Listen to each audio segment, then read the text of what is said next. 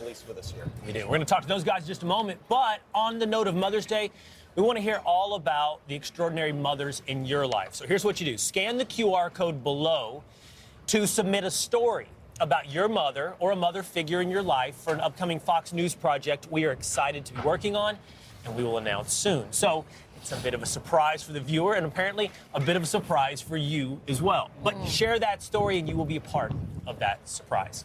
Okay. Really cool. All right, as Pete mentioned, we're also, this morning, right here on Fox Square, we're hanging out with some New Jersey State Troopers. This is in honor of National Police Week. They are men of many words, as we've been speaking to them throughout the morning. At least some of them want to talk.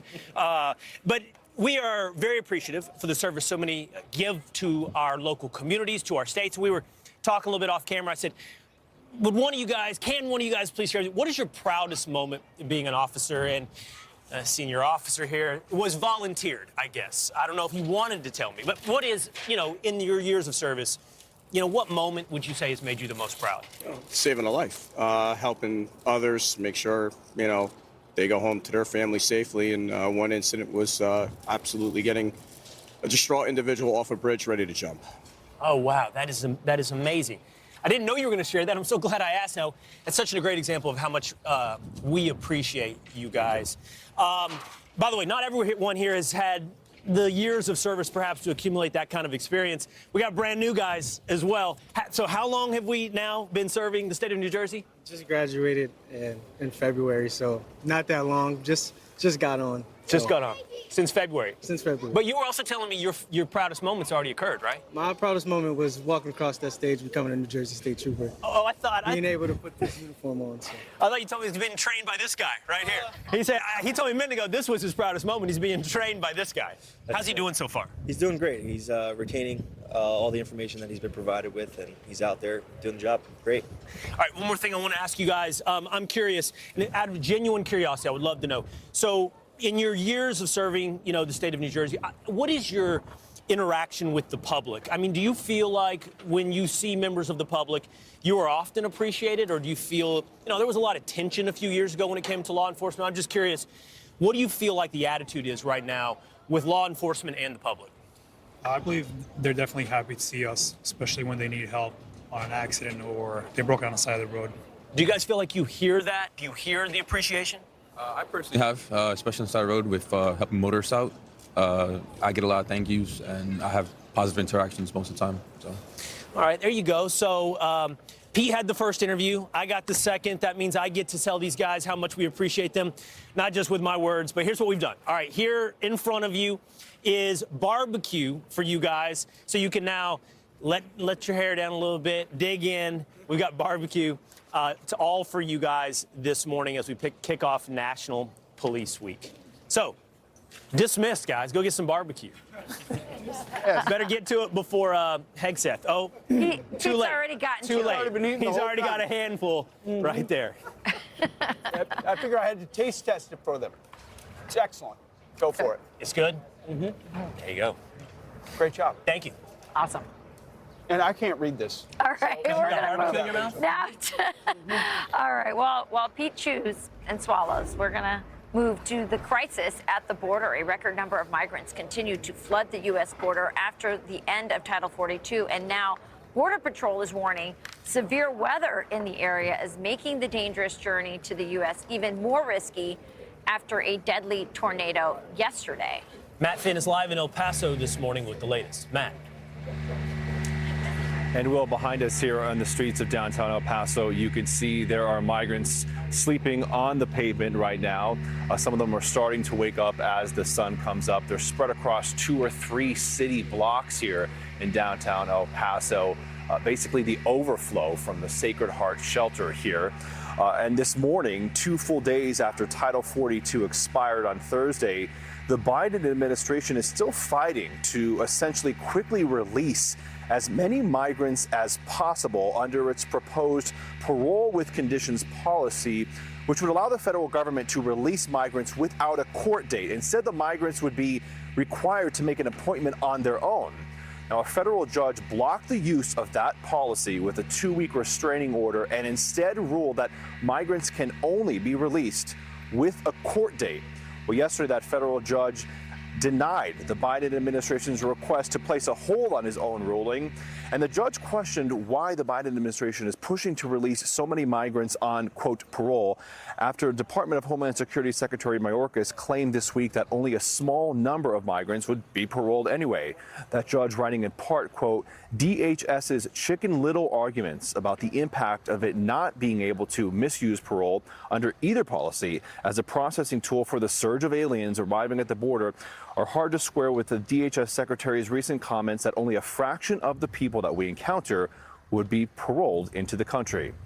And this was the headline yesterday from the Washington Post. At the border, a reset, but no surge, even though Monday, Tuesday, and Wednesday each saw a record high 10,000 migrants plus each day before Title 42 expired on Thursday. And here in El Paso, the city is reporting a surge of its own. It says it released 4,297 migrants into the streets here in El Paso just in the past week. That's the highest number this calendar year. Back to you guys in New York. All right, thank you, Matt. Thank you, Matt. Yeah, by the way, the president, vice president, not addressing it, not talking about it at all. And you know why? Because they can count on the complicit media. They can count on the Washington Post with that absurd headline. They can count on MSNBC saying no surge at the border. Without our cameras, nobody knows this is happening, and their facilitation invasion goes swimmingly. Right, and it's important that you say that we're actually complicit in this. I mean, it's not just that the policies invite people to come over, but now we're learning from the Immigration Research Institute that they actually had someone on the ground, and they say that they talked to Mexican officials on the Mexican side who say they're getting encrypted WhatsApp messages from our federal officials telling them when they can tell immigrants to cross the river. So they're actually giving orders. This is a part of a plan. And if you thought that this was intentional, it's absolutely right. That's Todd Benson. He's the former journalist, and now he became a counterterrorist intel expert. Here's him on that right now. I witnessed just crowd after crowd after crowd pour into the river and up the Texas riverbank all day and all night. And after a while, I noticed a pattern to it, that Mexican immigration officers on the Mexican side would hold back thousands of people, hold them, control the crowd until an appointed moment. And then they would signal and 200 people would rush to the border, and then they would cut them off again and get them back up the riverbank. And those 200 or 300 would go on up the riverbank. And so when I asked the Mexican officials what was going on, they told me that they were in communication with the American CBP, the Border Patrol, intelligence officers on the American side who were telling them when to release them. Yeah, that's stunning information about the role the American government is playing in facilitating illegal immigration. And by the way, once you make your way over to the American side of the border, you'll be met with this. Kalen Deese of the Washington Examiner got a hold of one of these immigration notices that you receive as an illegal immigrant, and he tweeted the following: speaking to immigrants on the streets of Brownsville this afternoon, this man from Venezuela was given a date to appear in court for April 2027. Wow. Which means never, by the way. Yes. And those images, Will, that you were talking about, you're either greeted with this, right, because you crossed, you came through, you turned yourself in. Those images are actually, if you look at the top of the screen, that's the Texas National Guard behind concertina wire, and they're not letting those illegals in. At that location, they're saying the border's closed, you cannot cross, which is certainly within their prerogative to do so. Problem is, coyotes, and now we know our government is willing to tell the Mexicans and anyone else wanting to come across, here's where you do cross, where there is no Texas National Guard behind concertina wire. Hand yourselves in, here's your phone, here's your ballot. That's what my cynical approach to it. And here's your notice to appear in 4 years. Oh, and you know you'll ignore. And by the way, where do you want to go in the United States? You want to go to Miami? Here's a taxpayer-funded ticket or bus trip to whatever city you want to go to. Something poor Americans certainly don't ever get from their government. In fact, now we're seeing that many of these people that come over are kicking American veterans, homeless veterans, are getting kicked out of hotels and different places where they're staying to make room for this influx, this surge, despite what the Washington Post says. This is a surge. It's really remarkable to hear that our federal government is informing Mexican officials and letting them know where the illegals can pass and when. It's just stunning. Well, maybe that's what Kamala Harris means, the vice president, when she says things are going smoothly at the border. Nah. She said the following. I hear that everything in the last couple of days is going rather smoothly given what the concerns were. The bottom line, however, is that the issues of immigration fall squarely within the responsibilities of the United States Congress. I bet what she hears is, Madam Vice President, we're processing people quickly. We've surged processors to the border. It's not about enforcing the border. And then she outsources the responsibility once again. That's right. Enforcement is not within the purview of Congress. Right. Legislation is within the purview of Congress. By the way, there is Enforcement legislation is the that would executive allow branch. this administration to enforce. Yes. Whether it's title, if you don't come through a legal port of entry and you attempt to sneak into the country, whether you're claiming asylum or not, on the books right now, you are able to be deported. Yes. We don't do that. Right. We know why. All right, let's turn now to additional headlines. We'll start with this. Out there. Yeah. Happy Mother's Day to everybody. Double down on Mother's Day this year. Absolutely. Okay. This Mother's Day morning, one NASCAR champ is getting a special surprise from his own proud mom. 2 years ago, for Mother's Day, you surprised me on your side-by-side ride. Last year for Mother's Day, you treated me to a ride around Darlington Speedway in your Mustang. This year for Mother's Day, since I realize you really can drive a car, Joe, I told NASCAR to make my son Joey Logano one of NASCAR's 75 greatest drivers. Congratulations. I am so no happy kidding. for you. Oh, that's awesome. That's pretty cool. Two-time NASCAR Cup Series champion. Joey Logano of the 22 car joins us now. Joey, thanks for being here. Congratulations. One of NASCAR's 75 greatest all-time drivers. Wow. It's pretty neat. Did you expect that from Mom? No, I did not expect it coming from my mother. I can tell you that much. But, first off, happy Mother's Day to all the moms out there, including mine and my wife. She's inside this motorhome with 3 kids right now. So, as you can imagine, it's mom, it ain't easy here at the racetrack a lot of times. So, really special day here in Darlington, and yeah, that was a huge honor to be on the list of NASCAR's 75 best drivers. Yeah, so it sounds like, Joey, this has been a little bit of a tradition for you of surprising your mom at some race, doing something. I don't want you to ruin the surprise, but do you have something planned for Mom today? No, hopefully some flowers show up here in a second.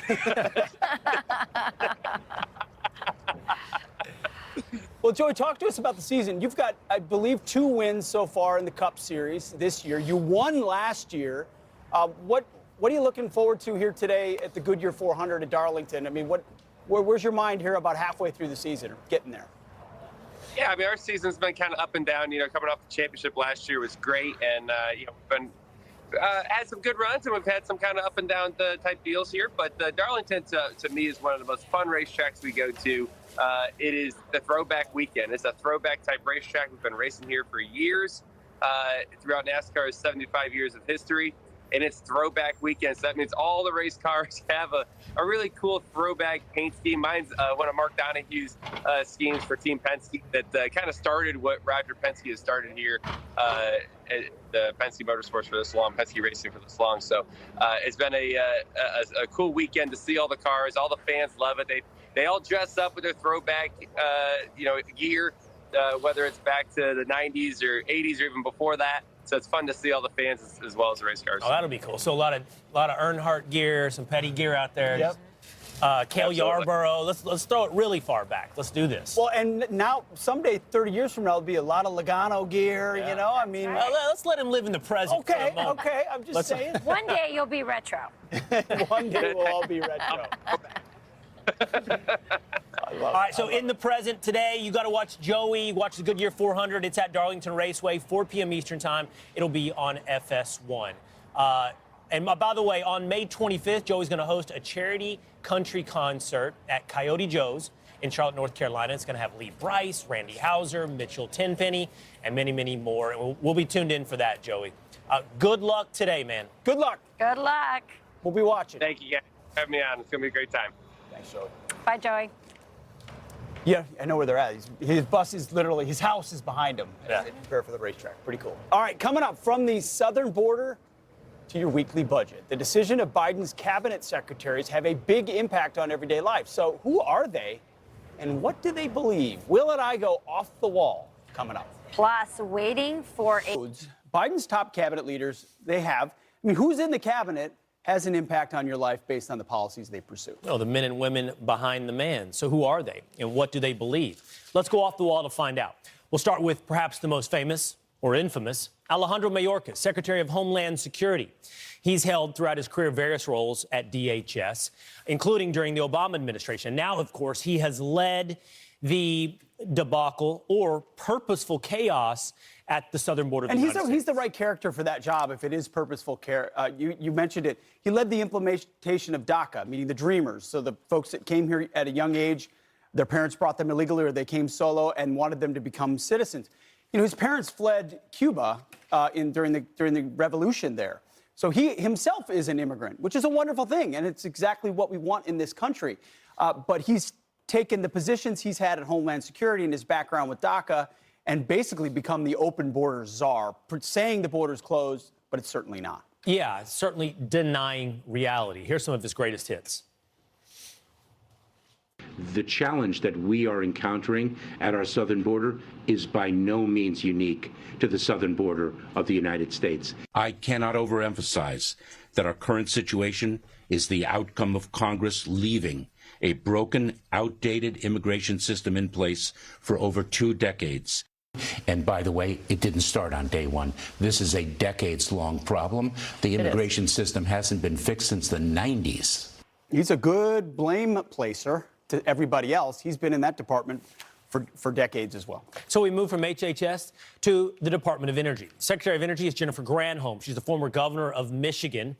You remember her. She also has been the lead, the face of this entire push for zero carbon emissions. Yeah, so where do we get most of our energy? We get it from oil and gas at this point, and there's bridges that they want to take us in a certain direction. Her obsession is not finding a way to make us energy independent, but as you pointed out, by 2050, some long-ranging goal, we're going to be net zero carbon emissions, and every policy that's come out of that has reinforced that's all she really cares about here. That's right. Well, I mean, this is from vehicles to gas stoves. You're getting this from Jennifer Granholm. So we're hopeful that, you know, we can all learn from what China is doing, but the amount of money that they're investing in clean energy is actually, you know, encouraging. What is the Granholm plan to increase oil production in America? Oh my God. That is hilarious. Would that I had the magic wand on this. Americans in what will likely be a cold winter, most of them are, expect to pay higher prices for heating their homes? Yeah, this is going to happen. It will be more expensive this year than last year. So I don't have a plan as the energy secretary on things that affect energy, but I really like China, what they're doing. China's doing great work on cleaning up their sources of energy. She joins a chorus of world leaders, including Justin Trudeau of Canada, in praising China. How about now, let's go to the Secretary of Interior. That's Deb Haaland. She's a former representative from New Mexico. She's the first Native American to hold a cabinet-level position in the government. Well, we know this administration loves firsts. That becomes the most important qualification for someone to hold the job. Otherwise, she's been as a congresswoman. A district there, was also the chair of the New Mexico Democrat Party, so a very partisan political person inside the Democrat Party, rewarded with the Secretary of the Interior. Yeah, and pours a lot of these issues, environmentalism, conservation, tribal sovereignty, through the lens of social justice. You would identify, and you would agree, that not having the critical minerals identified and produced in this country would present a security problem and prevent us from moving ahead on multiple issues, and we're vulnerable to China for very critical components of our economy. Would you agree? Congressman, I know that energy independence is a priority of President Biden. They're, of course, talking about something that we've talked about off the wall, the move and the push for EVs and whatnot puts us everywhere at a dependence on about China. Elections having consequences, the difference between who Donald Trump or a Republican would have in these cabinet positions versus this. It's all about a climate obsession, regardless of what department you're in. And then, of course, there's the Secretary of Transportation, no stranger, Pete Buttigieg. Mayor Pete, mayor of South Bend, Indiana, from 2012 to 2020.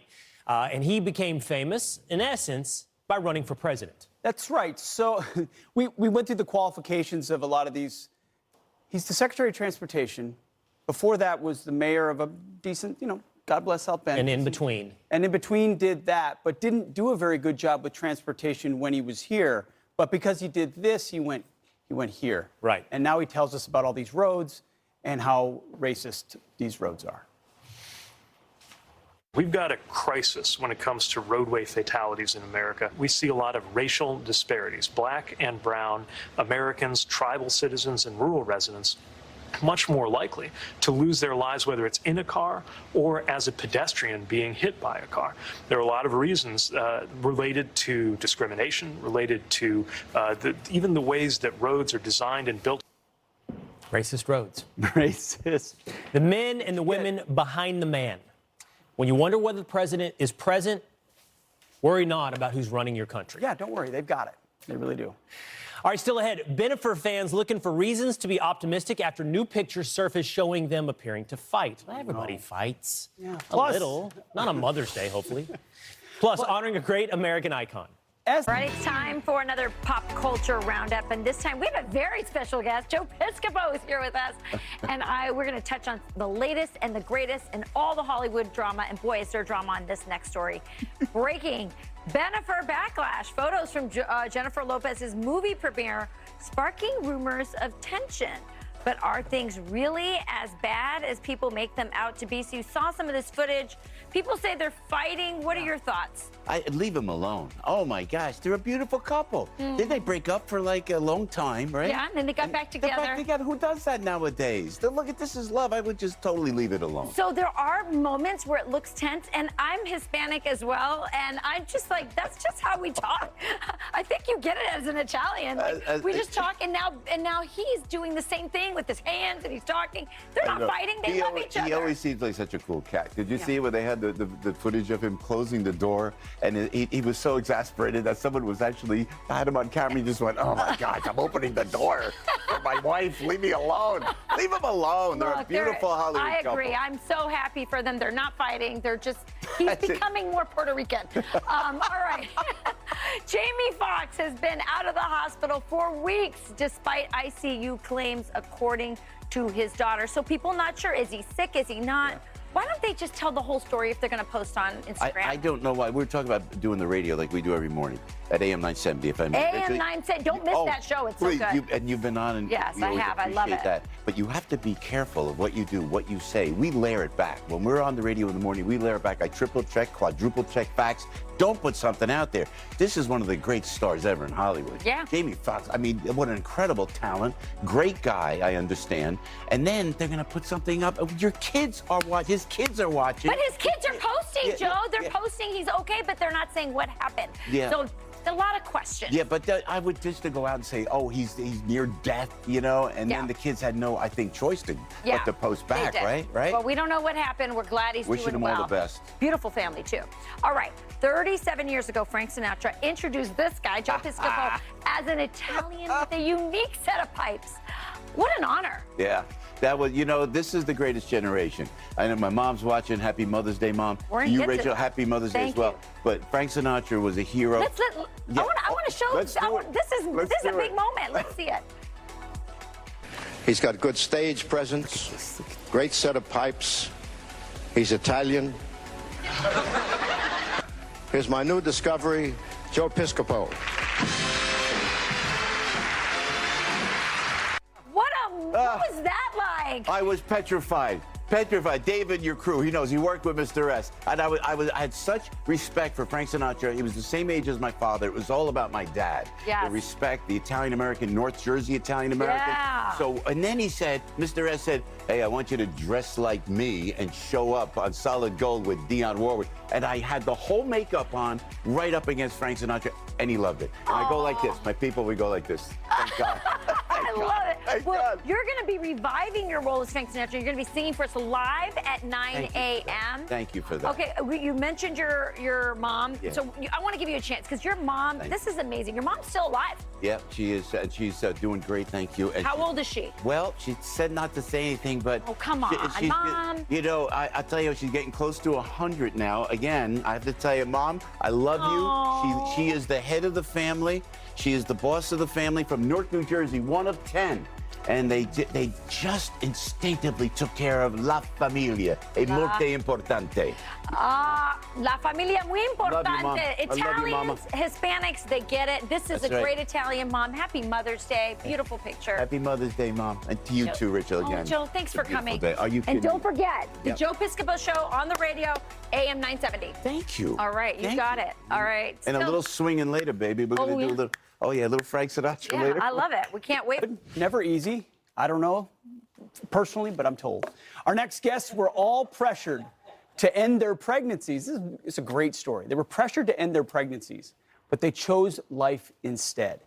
In 1998, pro-life advocate Suzanne Guy was urged to consider abortion after doctors said her unborn daughter had an abnormality that was likely incompatible with life. She refused, and her daughter was born healthy. Courtney Baker also refused to abort after doctors found out her third child had Down syndrome. She's now the proud mom of 8-year-old Emerson Faith. And after having one abortion at age 19, Americans for Life President Catherine Glenn Foster refused to do so in later pregnancies, despite doctors' warning about potential complications. Catherine, Courtney, and Suzanne all join us now. Happy Mother's Day to all of you. It's delightful to be joined by, and your stories are so encouraging today. For others, prospective mothers or mothers out there facing tough decisions, we'll go around the horn. Catherine, let me start with you. The decision to choose life and what it's meant for you. For me, it was so easy. You know, the doctors came in with that serious expression on their face, and they said that my now 8-year-old had the risk of an elevated risk of a trisomy disorder. The most famous and well-known of which is Down syndrome, of course. And they sat me down and they said, maybe you should consider abortion. And I said, absolutely not. You know, I'm here to be a witness to you that every single human life is precious. And that's something that I've consistently maintained throughout my career. But every life is precious, and I'm going to choose life come what may. Catherine, real quick, let me stay with you. How often does that happen, that the default setting from a doctor or for a practitioner is you should choose an abortion? All too often. So often they come to you and they say, you know, we're at an elevated risk. You know, we've done this test, whatever they say. And it's important to be the bridge to those moms, to make sure that moms know that we are here for them. Because that a relationship, that support, can mean the difference between despair and hope, death and life, regret and family. Courtney, you had a similar story. You chose life, and you actually later on wrote a letter to the doctor who recommended that you have an abortion. Yes, I did, yes. Tell us about it. Yeah, pretty much everything, you know, that Catherine just said is it's so true. You know, my doctor was so wrong. And I think there's so many out there that are just so wrong. And they need to understand that the moms are the expert. We're the expert. We know that our child is created. They're a masterpiece, and they have a plan, and they have a purpose in this world. And my daughter is proving that her legacy is life. And we need to speak up. Everybody who has a loved one with Down syndrome understands how beautiful they are. So. And this morning she wakes up and calls you mom. And it's a beautiful, beautiful thing. Suzanne, same thing. You've chosen life, and how has it impacted you as a mother? Oh my goodness, I can't imagine our lives without our precious Rachel Mary. No one ever regrets choosing life. Every single one of these precious children in the womb are valuable. unique, made in the image of Almighty God, and must be protected and must be fought for. And our Rachel Mary, of course, spoken like a biased mother, but it's true, is not only one of the greatest joys of Pete in my life, but the lives that she touches with her ray of sunshine attitude and approach to life and her love for the Lord and how she loves others. We cannot even begin to imagine a world without Rachel Mary. These doctors need to use their power to protect and fight for all lives. Every single one of these precious children inside the womb, no matter what their health condition is, are made in the image of God and priceless and valuable and must be fought for and protected no matter how long they live, no matter what their health status is. These are incredible individuals that are making an impact inside the womb and outside the womb. From each one of you, when you spoke, I got chills. I'm so grateful for not just your courage, but the clarity in which you speak about the power of life in the image of God. Thank you, and happy Mother's Day to all of you. May it be a blessed one. Appreciate it. Thank you so much. Thank you for having us. Happy Mother's Day. Happy Mother's Day. Thank you so much. All right, still ahead. Devout vegan now says he's a full-blown meat eater, and he regrets his past plant-based diets. Joining us with her reaction is Outkick's Charlie Arnold. Great to have you on Fox and Friends. Will, good to see you as always. Charlie and I worked together for many years at another network. Now she's at Outkick, and we're glad to have her over here within the Fox family. Hey, what do you make of Bear Grylls kind of apologizing, saying he's embarrassed for his vegan past? He should be embarrassed, is what I have to say. I think anyone that follows the guise of becoming vegan because they think they're going to be more health conscious is out of their minds. I am the biggest carnivore in the world. It's obviously Mother's Day today, so happy Mother's Day, Mom. And for a little festivity last night, I decided to cook her dinner. My choice was grass-fed steak cooked in butter. So you can see which side of the fence I'm on. And for the people that choose to become vegan, they really don't understand. And what they neglect to tell a lot of us is how many supplements that they have to take on top of their diet because they're not getting those nutrients in their foods naturally. They would have to eat a metric ton of vegetables to even come close to eating a sliver of beef liver, let's say. Yeah. So there's really not too many benefits of becoming vegan. And I think a lot of people are realizing that, like Bear Grylls, for example. And a lot of these foods that are being marketed as vegan, highly processed and chemical laden. Yeah, he's saying this time he wants to get back to, quote, the ancestral way of living. You and I were we'd be speculating, we don't know for sure, but I'm surprised that the survivalist, he was a high-level military special operator, would have gone the way of vegan in his past, and we were kind of wondering why. Yeah, I think there's a trend right now. A lot of people think that it's seemingly healthier to become vegan. You're cutting out all of these red meats, which increase cholesterol. A lot of people have data incorrectly configured into their minds because there's a lot of people putting out misinformation about diets and what actually is healthy. If you're getting proper exercise and you're eating in moderation, the red meats, the different types of foods, there is nothing better than eating meat. So nutritious. It is so nutrient dense. Right. There's nothing like it. And by the way, he has said that at that time he was worried about society's unnatural way of breeding, keeping and killing animals. And there's many sustainable, not just sustainable, but ethical ways that people and more natural ways are getting things like protein and meat. Really quickly, while you're here, we got USFL matchups today. What are you looking at when it comes to, for example, New Orleans Breakers, Memphis Showboats? That's 3 o'clock today on Fox. Well, New Orleans, the last unbeaten team left in the USFL. They want to keep it that way. Memphis has other plans in mind, but it's going to be tough if Memphis wants to knock them off that pedestal because right now you look at New Orleans, they are leading the league in passing and rushing yards. Their quarterback, McLeod Bethel Thompson, so far this season has already thrown for 1,100 yards. He's had 6 touchdowns and only 2 interceptions, which is the lowest among quarterbacks among the league. So I think it's going to be a tall task for Memphis if they want to get that win today. And cái hàng tiền đạo xuống làm hậu vệ và hậu vệ lên làm hàng tiền đạo mà các bác. Rồi cứ thử nha. Đấy, thử thách xem nào. Cái kết xảy nào. Nào, Beckham. Chuyền. Văn Đại này. Ui rồi, đấy, thế mà vẫn ra ngoài. Giao Cancelo, đấy. Giao Cancelo được đấy. Beckham. Beck thì khỏi nói rồi các bạn. John Stone chuyển sang bên kia cho sau. Lúc sọ. Đấy, lúc sọ không phải gạ vừa nha. John Stone. Nào, John Stone sút thẳng xem nào. Ui giời ơi. Đã bị đẩy ra. Nào. Đánh đầu. Đấy ra thủ môn đội bạn căng à nha. Stone. Đây chỉ cần đá cầu vông là sẽ vào ngay. Stone cho John Stone làm tiền vệ trung tâm. Nào lúc so đá nối nào. Van Dijk sút thẳng xem.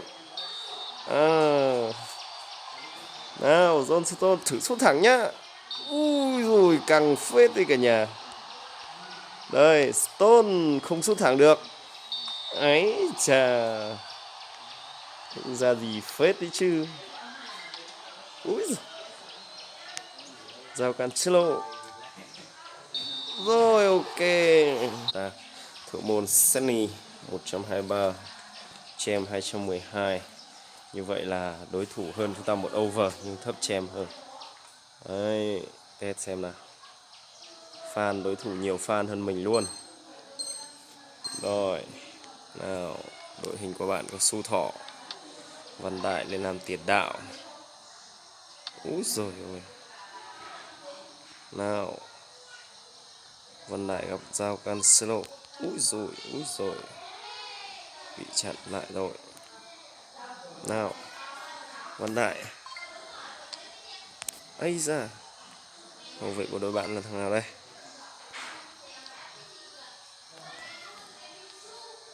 Chúng ta thấy là khi mà hậu vệ lên làm tiền đạo thì các bác ấy ít dâng nên là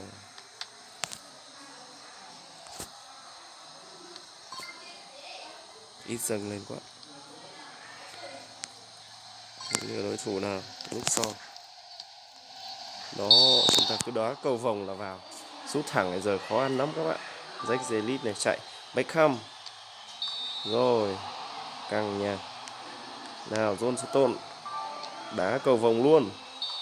Không có chuyền chạy chỗ gì hết luôn. Giao Cancelo lúc so lên nào. Đừng có lùi